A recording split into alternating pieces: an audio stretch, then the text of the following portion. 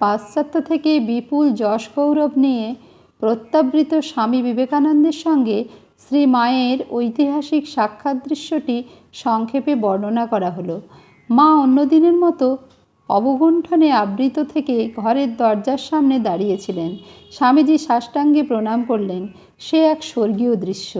পৃথিবী খ্যাত বিবেকানন্দ শ্রদ্ধায় ভক্তিতে অনুগত সন্তানের মতো শ্রী শ্রী মায়ের চরণে সাষ্টাঙ্গে প্রণত। দীর্ঘ 7 বছর পরে স্বামীজিকে দেখলেন শ্রীমা। তিনিও গভীরভাবে আলোড়িত, স্থির, নির্বাক, যেন সমাধিমগ্ন। গোটা পরিবেশ অবর্ণনীয় মহিমা ও দিব্য আনন্দে পরিপূর্ণ। গোলাপমার মাধ্যমে শ্রীমা ও স্বামীজির কথোপকথনকালে স্বামীজি মাকে বললেন, যখন একান্তে থেকেছি তখন স্পষ্ট অনুভব করেছি ঠাকুর যাকে বলতেন মা কালী, তিনি আমায় পথ দেখিয়েছেন।